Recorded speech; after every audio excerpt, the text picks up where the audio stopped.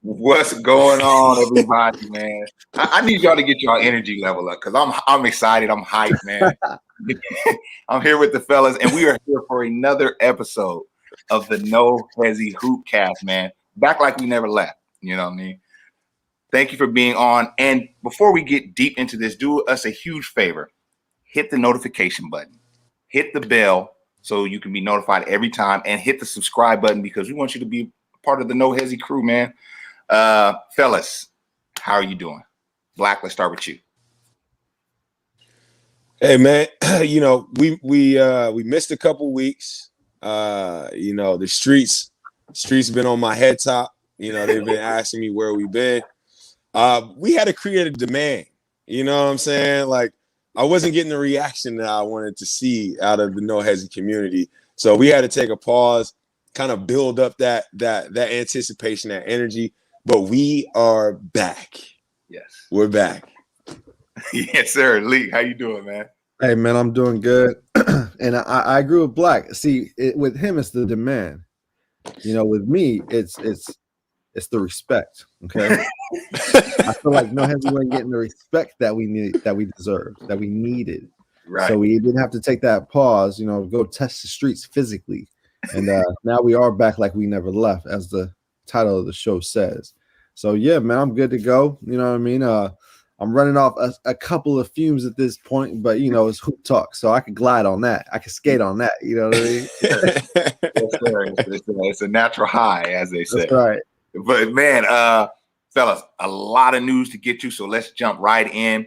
First of all, man, let's talk about the renaissance of NBA hoopers and their podcasts. We got a lot of guys who are jumping into the podcast world, so I want to get your take on this, man. I mean, some of the top-rated podcasts are from ball players. So, Lee, let's start with you, man. What is your thoughts on the podcast renaissance within the NBA community?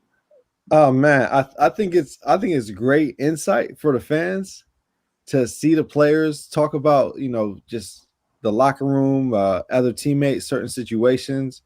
So I do enjoy it. Sometimes it is a bit overkill, like when who was it when Kent Bazemore and Vince Carter have a podcast, right? Right, or pull up with CJ McCollum, right? It does get a little crazy, you know what I mean? But like you said, it is a renaissance, so you're gonna get some ones that are pretty good, and then also a lot of kind of fluff joints too. So I would definitely say the ones that are really good. Obviously, the etceteras with Kevin Durant, Eddie Gonzalez. Shout out to Eddie Gonzalez. He's from the city, so we're familiar with him. But that's a very good one. Obviously, we love hearing Durant talk. It's very controversial. Yeah. Every time, man. Every time. So, and I like KD having his own platform because he gets the sensitive label a lot, right? So this allows him to be able to kind of talk his ish, you know what I mean, from his perspective without actually having to seem like he's defending himself, Right. But all the smoke, those are former players, obviously. But Terrence Ross having a podcast. Black, go ahead, Black. I even got it. Listen, man, I love the fact that players are quote unquote controlling their own narrative.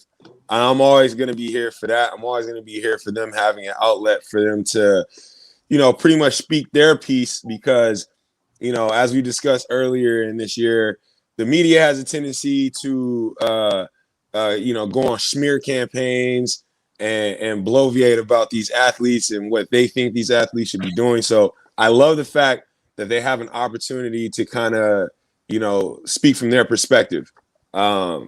Platforms. Mm-hmm. But I do think we are on the precipice of a new precedent when it comes to this, solely because I think we're dangerously close to reaching a point where it's borderline tampering at this point. Leak, you highlighted the topic that or the guy that sparked this topic, JJ Redick. Right. I enjoy his pod a lot. I think he adds a lot of insights into the rigmarole of the season. Absolutely. But he was recently traded to the Mavericks from New Orleans.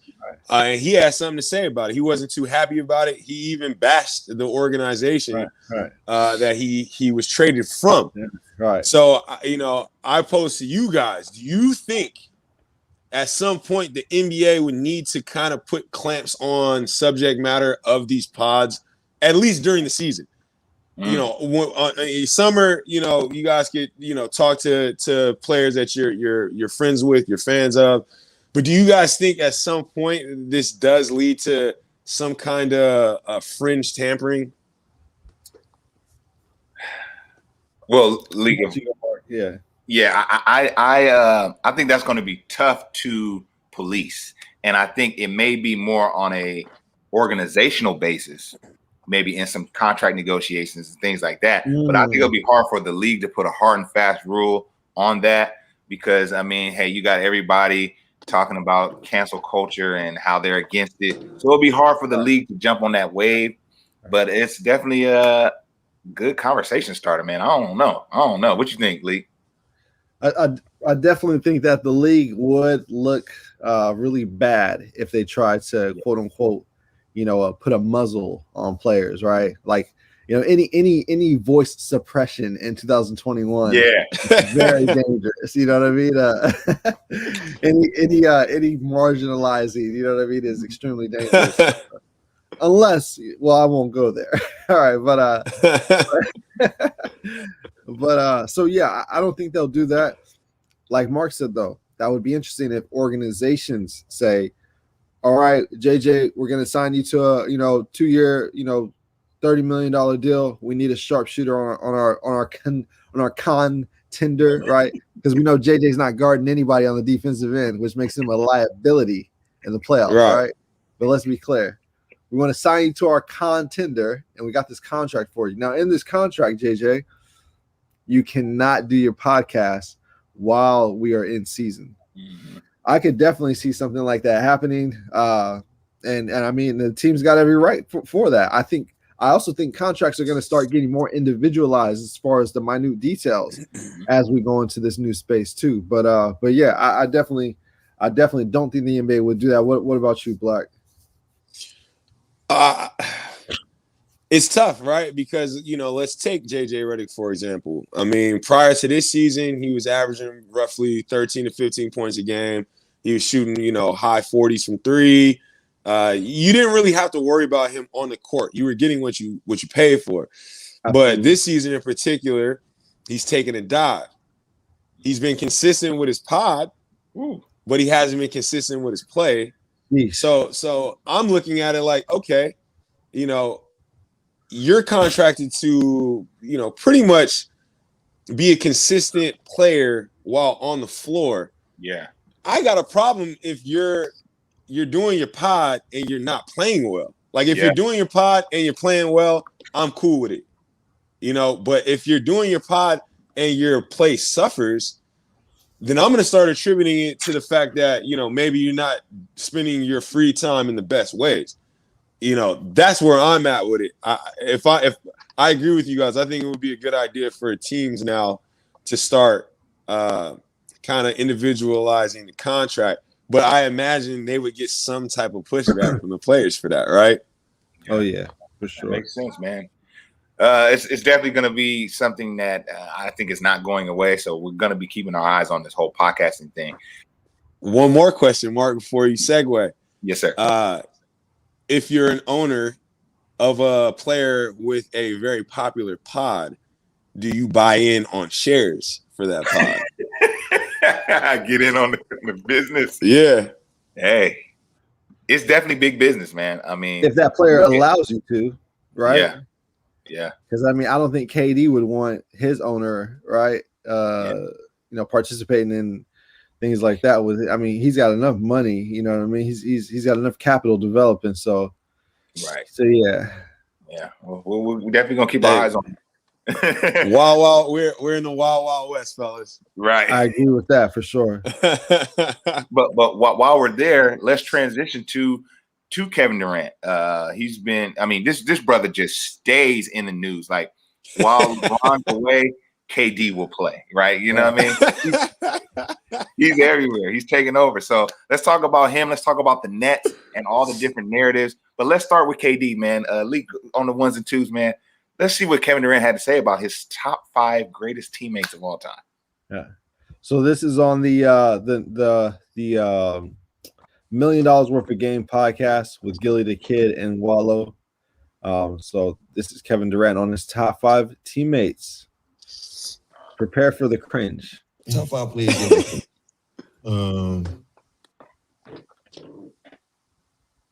Kyrie, James, Cool. James, Mm-hmm. Harden, Steph, Clay,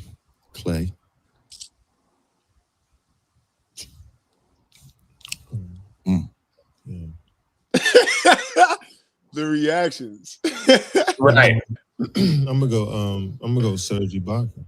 Damn. He had a reach. Dude, I'm He had a reach for that, right? Yeah, to me, I thought you was going to say. I ain't even going.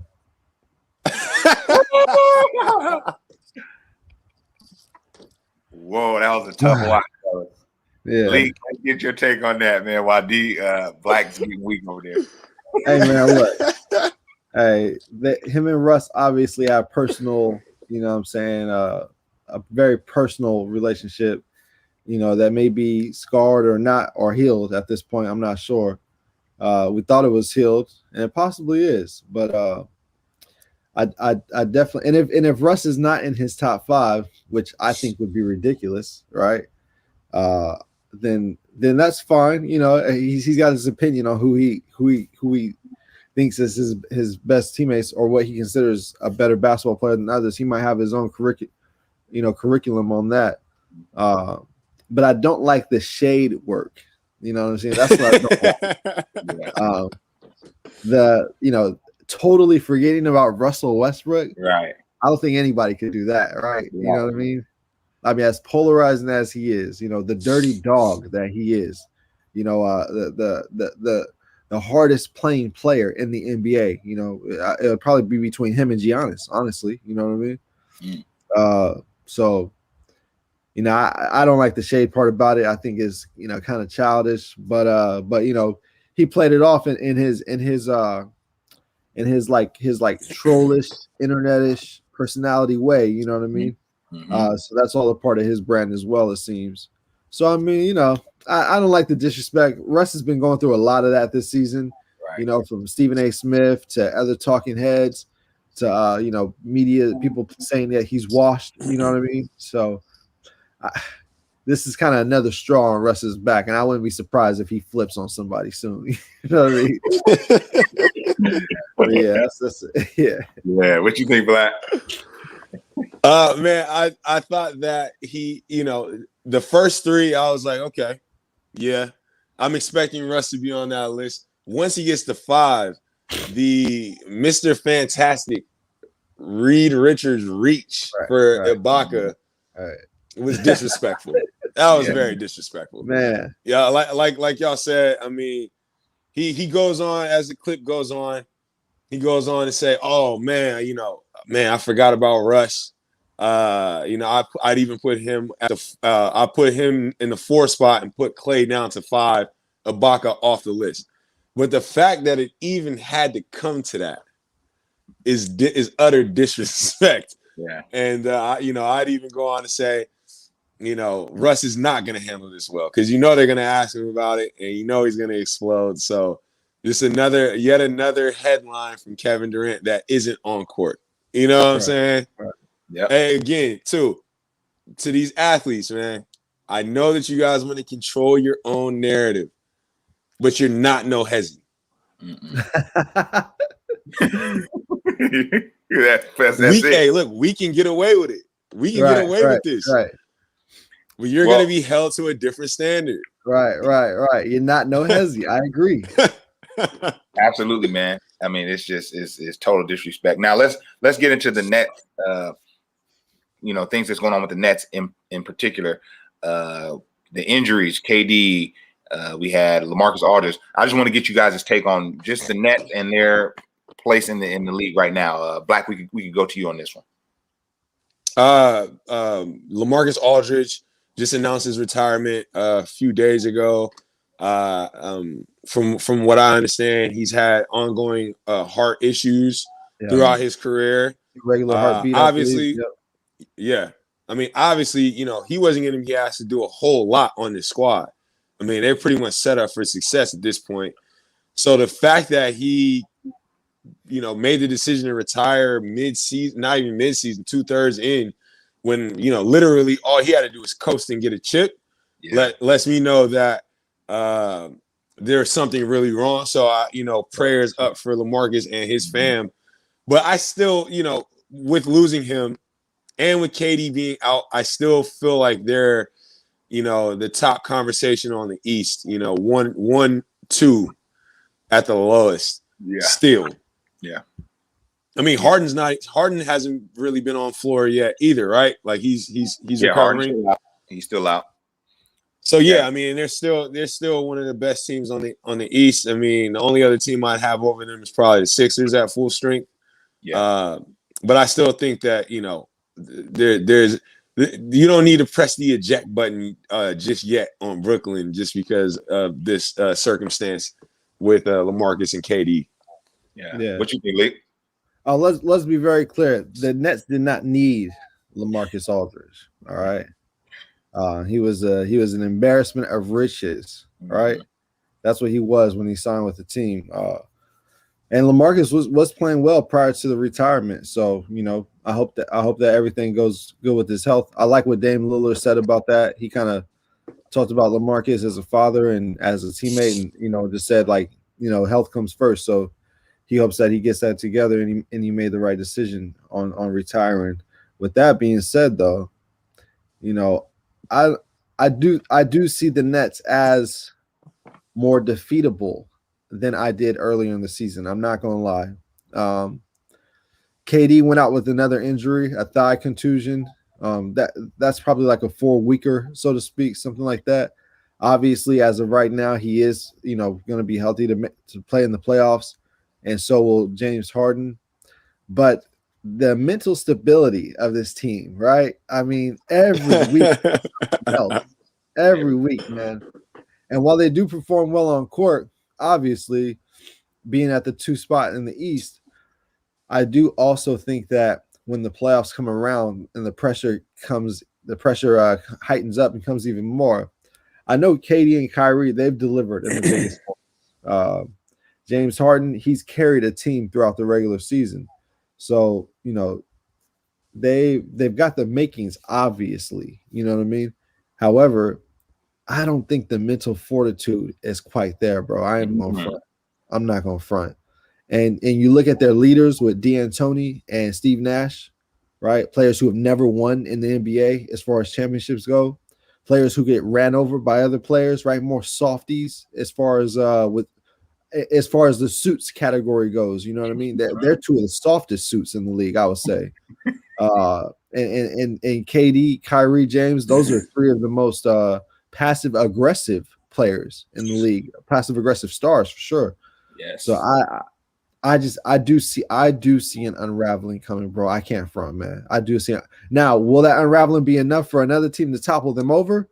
I don't know, because the Lakers might have health issues still. I don't know, but they don't look like the clear cut to me anymore. And that goes for not only the finals, but also in the East as well. And I'm gonna leave it at that. Yeah. I agree with you there. I think Philly looks like they are fortified at this point, and even without Embiid, they kind of held pace, and they're still number 1 on the East. Right. I agree with you though, Leak, man. This isn't a team. This is a time bomb. All right, to quote the Avengers, right? Right. I mean, I feel like one false move will set this whole thing off. You know what I'm saying? One bad performance in a round could turn this into a finger pointing contest. So that being said, man, as much as I would love to see a finals of the Lakers and the Nets, man, on both sides, one which we'll get to later, it's not looking guaranteed at this point. Yeah, I think it's safe to say, whichever way it goes with the Nets, this is a whole documentary right here. Like, this is going to be a Right. So, fellas, moving right along. First of all, let me pause really quick. Want to thank any of our viewers live and replay. Do us a favor, subscribe, and also hit the bell notification. And do us a bigger favor. Share this with your peoples, man. If you like to know Hesi Hoopcast, man, you need to share this with your peoples, all right? So, Paul Pierce, man, I don't know if we could put him on the hoop screen because we might get an internet strike from YouTube. But what is y'all's take and y'all's theory on the whole Paul Pierce saga? Leak, let's start with you on this one. Man, dog, this is, man. You know what? I think I'm gonna go ahead and turn this over to Black Mark and let him get the first crack at it. The first thing I see when I go in is Paul Pierce fires a parting shot at ESPN. Truth gonna bounce back like never before. I think this is something that Black's got to touch on. Yeah, come on, Black. This might be a little too muddy for me right now. Listen, let's be very clear. We all knew once we saw the vid, we all knew that Disney was going to have to make a move on this, right? Because, Disney, who owns ESPN, is not going to associate itself with any type of behavior like this, right? As I'm going to refer to him for the rest of this segment, Proposition P was on turn up mode. He was on demon time, if you will, as the kids said, on his live. Now, that being said, though, Disney aside, that being said, can we really judge the man for what he's doing on his private time? He's married. As long as his wife's good with it, he wasn't doing anything illegal in the video. He was turning up with what seemed like his boys. Look at Paul Pierce's face. Looking alcoholic, right? Yeah. Yeah. He was turning up with his boys. He was sipping a little something, man. If he wants to do that on his personal time, that's between him and God. You know what I'm saying? Excuse me. That being said, though, moving forward, I think we're in a very interesting space. Because I think that this type of content is a gold mine, right? We've got the very buttoned up conservative content on Fox. We've got the more buttoned up liberal content on ABC Disney.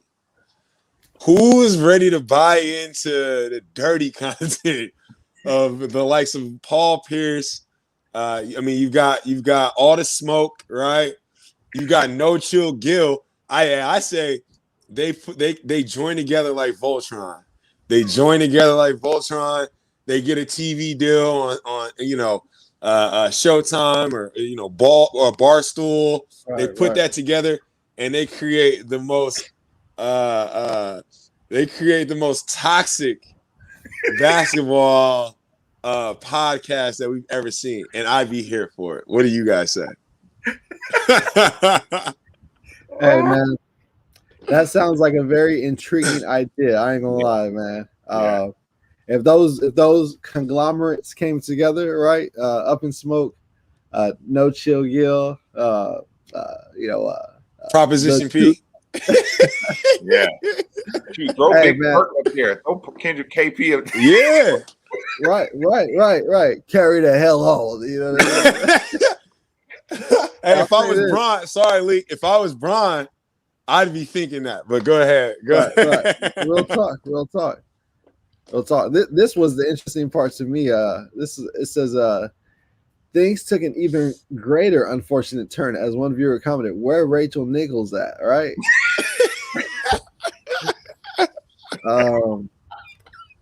Look. Paul Pierce elected to broadcast a video of himself playing poker in a room that included half naked strippers. They didn't even have to put half naked, right? They could have just right. Strippers. Like, come on. The stream featured him possibly smoking weed and taking alcohol shots with women while they were dancing in a not safe for work manner. Yeah. None of which is illegal, right? Technically. Yeah. Paul Pierce is a grown man, dog. He a grown. What the hell I'm a grown ass man, dog. You know what I mean? Paul Pierce he's in retirement. All right. So I'm not mad at Paul Pierce for it. You know what I mean? If that's what he want to do, like you said, Black, that's between him and God. That ain't got nothing to do with us. And it's so crazy. I saw somebody say it's pretty wild when they put a meme of Paul Pierce and D Wade's son/daughter up on the screen, and it says one of these is accepted and the other one is vilified. You know what I mean? Right. Which is pretty crazy. You know what I mean? To look at the day and age that we're in, because one thing that's perfectly legal and another thing that's very, very controversial and a cutting edge, so to speak. You know what I mean? So, I mean, yeah, man, it's an interesting time that we're in. I'm here for the Paul Pierce show, though. I am here for that. I'm here for that. So, shout out to Proposition P, as Black calls it. That would definitely be a nice collaboration of sorts. So, fellas, man, let's really talk about it now. We're all into the Lakers, all Laker fans or LeBron fans. So let's talk about all things Lakers, man. Black, I'm gonna start with you. What is your thoughts on the happenings in LA right now? Lala. Well, since we've been gone, man, we acquired Andre Drummond, somebody who I've been very big on prior to the acquisition. You have been. As I like to call him, Kareem Abdul Drummond at this point. So we got him. My sources are telling me that Anthony Davis is practicing now, and he's soon to come back. We're just waiting on word about when Bron's going to return. I think, as much as we wanted to press the panic button and did here on No Hesi, with them being out, it was a good opportunity for the others to kind of like get their foot about them because, there was a lot of question marks as far as, Schroeder and his place on the team, Kyle Kuzma and what he brings. It's Kentavious and Wes Matthews. Who? And I think Who? KCP. Oh, okay. I thought you said something. What'd you say? Say that again. Kentavious. That's a hell of a name, man. That's a hell of a name. All right, my bad. Go ahead. There's been a lot of questions about them, and I think this is a good opportunity. This is a good opportunity for them to kind of work the kinks out. I mean, look, those guys aren't moving the needle. Let's be very clear about that. All right, they need LeBron, they need Anthony Davis, and they need Drummond to all be healthy. Look at that. Yeah. And I think also this has been good for Anthony Davis to kind of see where he's at with hoop. Because, hey, look, after this, let's be very clear. After this image, it seemed like he's been coasting, right? Yep. Right. So now that he's coming back, now that we got Drummond to kind of take some of the pressure off of him at the 5.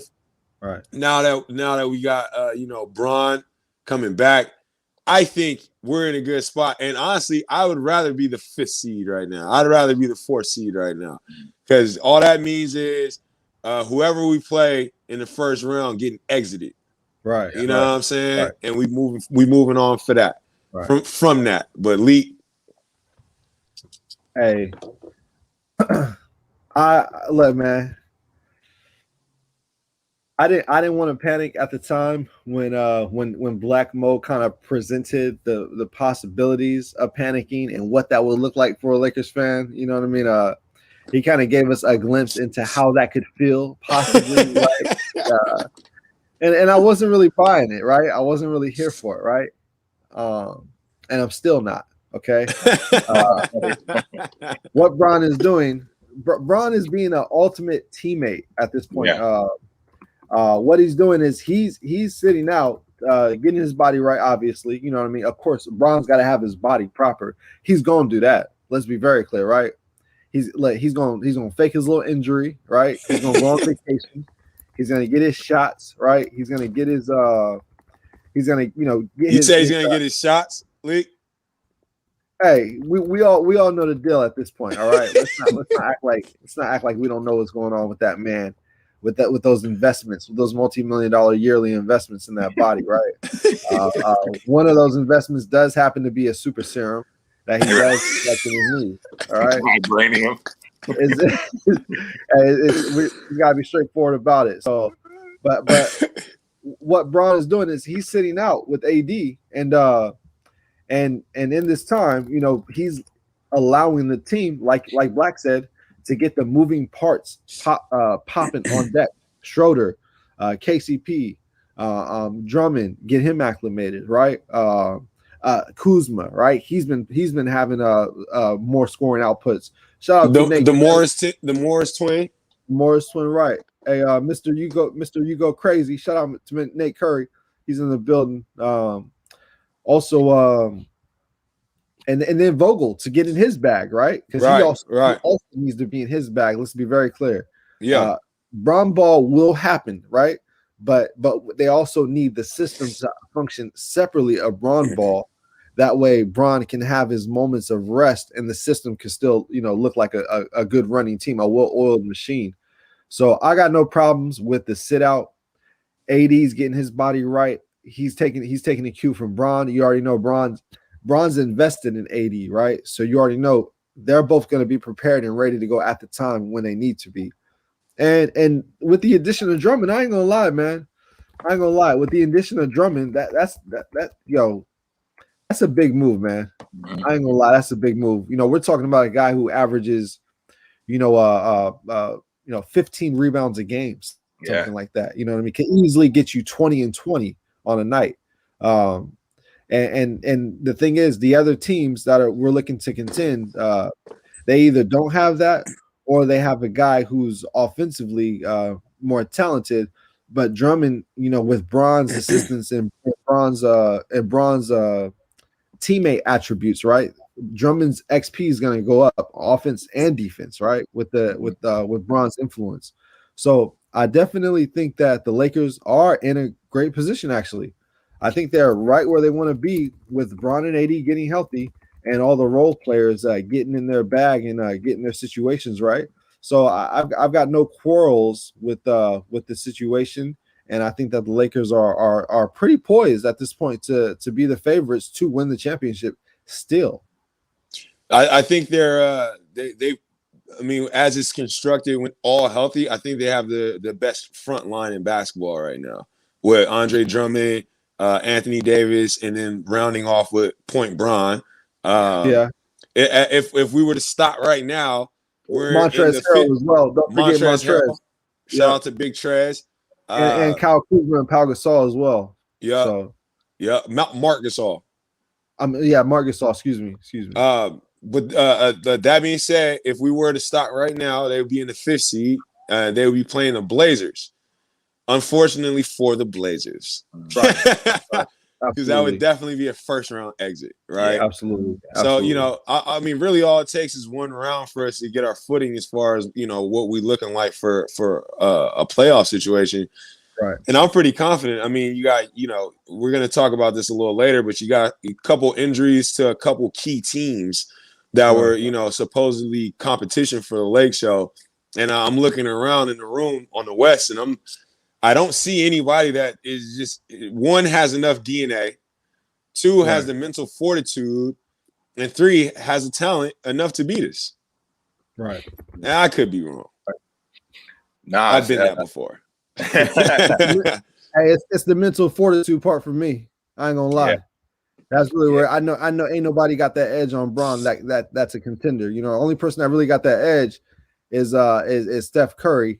And KD had that edge as well, but I don't think KD has it now with all the injuries and Braun kind of knowing what the situation is over there. I think Braun's got the edge on him as well at this point with all the talking and participating in fluff that KD's been doing, right? Yeah, man. I mean, it's definitely the wild, wild west, man. And so let's transition to a couple other West teams that have been ravaged with injury and see what the West is looking like now. We have Donovan Mitchell, who recently injured his ankle, and then we have Murray from Denver, who was ACL, MCL, something. Yeah. So let's get you all's take on those injuries and what that looks like for the Western Conference. Black, let's start with you. I'll start with Jamal Murray. Looked like he on the explosion, something was wrong, and it turned out to be the ACL, I believe. But he's out for the remainder of the season off rip, and I mean that's huge for them because they just acquired Aaron Gordon. They were kind of getting into a flow. It seemed like without their secondary scorer. I mean, obviously, look, Jamal Murray, I've been critical of Jamal Murray all season. I thought that he was kind of cruising for the first portion of the year, but they were kind of getting into a groove. And let's not act like Jamal Murray doesn't play up when money's on the line. So without him now, I mean, other guys are going to have to step up. I mean, I think this is a great opportunity for Michael Porter Jr. to kind of insert himself into the conversation, as well as Aaron Gordon, but none of those guys are proven, right? So it looks pretty pretty bad for the Nuggets. I'm not gonna front, man. Yeah, and D, what's your take on the Donovan Mitchell situation? Is that going to really drag Utah? Utah done too? Well, I was already, I mean, we could go back a couple episodes. I was already off the Utah Jazz train. Obviously they've been playing really well, so I can't knock them for what they've done so far this year. But without Donovan Mitchell, you can forget about it. All right. Yeah. Lee, what you think, man? I mean, I'll start with Jamal Murray in the Nuggets. I do that's a tough one. That's a tough one because him and Jokic are really truly a good enough 1-2 punch in the West. And when I say good enough, I don't think they have the role players, the defense and all those other things that you need in order to win the championship. But offensively, as far as having your 1A or your 1-2 punch, your two dominant players, they got it. Especially when the playoffs come, it's evident that those two can play up with anybody else. It's just the other moving parts that usually kind of get them in trouble. But with that being said, that's tough for Denver. I do like Michael Porter Jr. He's been playing really well lately. I even think he's been averaging 17 points. This is his first time in that kind of what's that featured role, I guess you could say. And they're not necessarily even calling plays for him. He's kind of getting in where he fits in, but he's shooting 42% from deep. Right? So, you're looking at 18 points and 8 rebounds a night, 1 assist. So he's not passing the ball at all, right? He's cutting. But 18 and 8, you know what I mean? Like, I'm expecting him to have a big playoffs. And I know that he's a young guy. He's only in his second season playing, I believe. But, he was the number 1 recruit coming out of high school. He was the number 1 player entering into the college season. He was the number 1 pick projected from the one and dones of that year. And he just has some issues with his back that he seems to be behind him. So I think with him, and I also like Monte Morris, who's one of the best backups in the league. His assist to turnover ratio is one of the best in the league. Monte Morris is a very efficient and respectable backup point guard. Somebody that can move the offense almost like a Chris Paul light, if you will, right? For a second unit, obviously. I'm not comparing him to Chris Paul at all, but that's the kind of responsibility and command he has when he's getting everybody involved, just making the right plays. So I do like what they have. Jokic playing at an MVP level. They still need Jamal Murray, obviously, but it'd be interesting to see how they do because I do think they still got their confidence even with Jamal Murray out.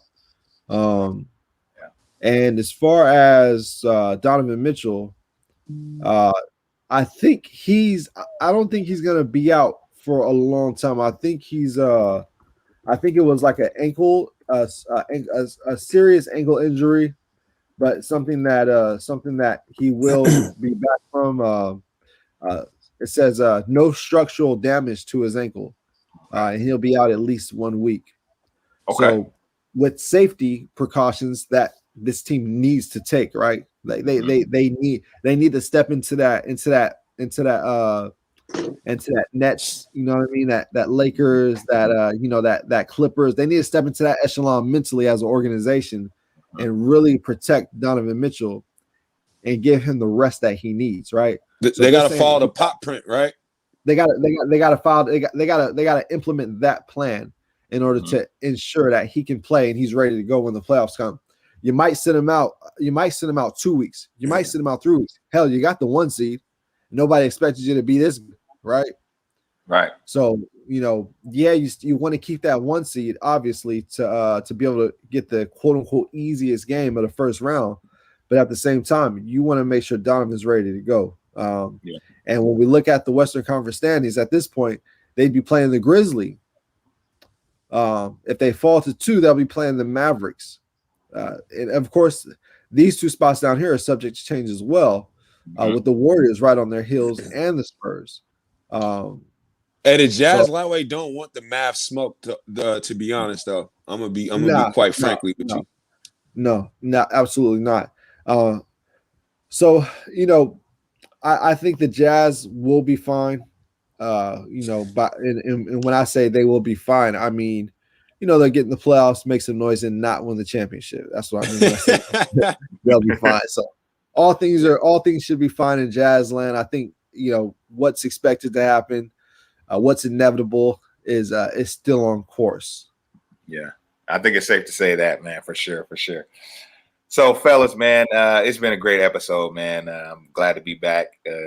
Glad to sit down with you 2 brothers. Now, before we get out of here, we want to definitely pay hoop homage to an individual or a team of Malik's choosing. So, thank you all for tuning in. And before we dip out, Leak, it's all yours, man. I appreciate you tossing it to me, Mark. A lot of talk has been going on. With these hoop homages, we like to keep them relevant to the weeks at hand, right? We like to keep them relevant to the mood in the hoop culture going on at the time. And one thing that I think we've all noticed is there's been a lot of disrespect going around for a particular player who's done incredible things, who also has his flaws, but they are loud. But no one can deny the passion, the intensity, the ferocity, and the inspiration that this man plays with. So for the hoop homage this week, we're gonna go ahead and showcase none other than the great Russell Westbrook. All right, and particularly his 2016-17 MVP season. All right, hit him with the sham guy back in the lane. Right, he's really in his bag at this point. This was super Russ. This was explosive Russ, right? Yeah, explode on the league Russ. So I just wanted to show that with some of the talk that's been going on between Stephen A. and KD and other talking heads that are not on the floor, right? Yo, Steve Ballmer act like he ain't never seen a brother before, right? Right. Yo, Lee, hey, what's the comments hitting for right now? We got any movement? We got Nate Curry came through. He mentioned the refs, the only ones that can beat only one who can beat refs is KD. Okay, yeah. So, but that's pretty much it so far. It's not really been much movement. I'm pretty sure after the once the replays go up, I'm pretty sure that's when a lot of people start throwing stuff in there. Yeah, man, refs was nasty, man. Absolutely. Well, he still got it. He still got it. Yeah, but I mean, this is a whole nother bop right here, though, right? You know what I mean? Crazy. See, one thing that was different about Russ this year was he was actually knocking down his shot. And that's one thing I don't understand is like his shot seemed to have declined as he's gone on. Yeah. Like his free throw percentage is terrible right now. Yeah. He's like 60%, 70%. I don't understand. He was a very good free throw shooter prior to the changes that came upon with KD leaving and him carrying. I mean, he carried a lot. Let's be very clear, right? Well, if anybody's also Bron has a bad free throw percentage too. Now, I'm not saying Russell Westbrook is LeBron James. What I'm saying is these guys carry a heavy load, and something as minute as free throws, you know what I mean? I can see their mechanics being slightly, just consistently adjustable because of the type of weight that they're carrying throughout the 82 games of the season. Not to mention what's in the play. I'm not making excuses for these guys. Let's be very clear. There's no excuse for Russell Westbrook's atrocious free throw percentage, especially after he was a very good free throw shooter early on in his career. Yeah. There's a lot of guys on this court that are OTL, right? Mm-hmm. Yeah. Yeah. There's a lot of guys on this court that are OTL or in different jerseys. There have been in several different jerseys. My goodness. He just got out the way and looked at his coach. That was worse, right? Yep, there was. Yeah. You see Bane with the little Vikings cut? Yeah. Ooh, my goodness. Hey, the attack work was crazy. Man. Russ was on another level, man. Ooh, for the game too. That was to steal the game. So yeah, man, I didn't like how do you guys feel about the disrespect? I'm personally interested in that. Like, it's unfortunate, man, because it, like you said, Leak. I think you said it best. It was done purposefully. It wasn't no oops, I forgot. It's like you purposely left Russ out, and it's like what did he do to you? Why were y'all so close in the moment, and now you seem so far away? Like, what happened? So I don't know. I'm not here for that, man. Right. I mean, yeah, I mean, to go 5 players deep and not mention, like, how many years did he spend with Russ? You know what I'm saying? Yeah. How much success did they see 7 or together? 8. Yeah, for them to play that long with each other and then to just quote unquote forget about Russ is a even if you really did forget, I mean, it's a slight. Yeah, it's a slight. Yeah. Like, come on. You remember Serge Ibaka, but you don't remember Russell Westbrook. Come on, man. I'm not feeling that. And you know what? Serge Ibaka's got it. Sheesh. Was that Nick Young on the floor? Yeah. Nigga, body left earth. Right. Hey, yeah. A good thing he got knocked out the way because he didn't want no parts of that anyway. Hey, but also, I think what I've heard Katie mention shooters and skilled players in interviews, right? Talked about those are the things he respects about a player, the skill development. And Russ, obviously, we know he relies on his athleticism, and playing hard is a skill as well, which I don't think he enough credit for. But I think Katie's sliding Russ because of the jump shot, because of the atrocious jump shot. I think KD feels like the ill-advised nature of the jump shot, right? Which leads to the bad percentages as well, right? Right. I think KD sees Russ as like a bull in a china shop with all rambunctiousness, no finesse, right? Yeah, absolutely. And I think KD is in a space where he feels like he can disrespect him for that, and that's not right because, Russ might lack in those areas, but he does other things that have him able to keep up with players that do excel in those areas still. So that's got to count for something, right? A guy who knows his strengths and still participates in where he has areas to improve because he's that confident and he's that much of a dog. I think he's got to get credit for that mentality too. Yeah, I mean, a lot's been said about Russ. A lot's been said about his performance as of late. The brother still averaged a triple-double 3 seasons. The brother still got an MVP under his belt, several-time All-Star. Like you said, one of the hardest working players on the floor whenever he's there. Pretty durable considering the way he plays. I mean, it was a slight. Plain and simple. Yeah. You know what I'm saying? Like, and look, we're gonna see pushback. Let's be very clear about that. All the talking heads are gonna be speaking about this today. Now, no, Right. Hesi is always first with it. Obviously, Let's be clear. This is gonna be a story that's ongoing until Russ explodes. Yeah. You know what I'm saying? And just for the record, Russ he said it until Russ explodes. So Russ goes crazy on somebody, right? Just for the record, he averaged 32, 10 assists, and 11 rebounds that year. So I don't know if that will ever be duplicated. If that's not a top 5 teammate, that you play with, then man. Well, we definitely gonna keep an eye on that, y'all. But fellas, man, I had a great time with y'all. I'm gonna let you guys close it out. But yeah, man, Black, what do you think about today's episode, and what do you want to say to the people? Man, glad to be back. Glad to be talking hoop with you guys, and to all the players. I say, shut up and dribble. Nah, just hey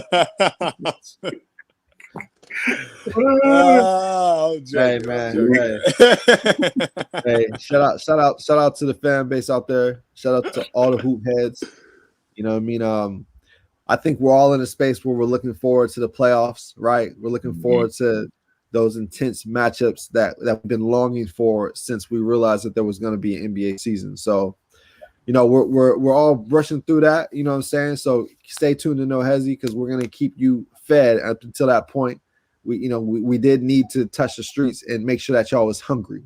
All right. So now that we know, we will continue to feed y'all. So I appreciate y'all tuning in. I appreciate y'all two brothers. It's been a great episode. Always love the hoop talk. And I will see everybody next week as well. All right, y'all. We out. All right.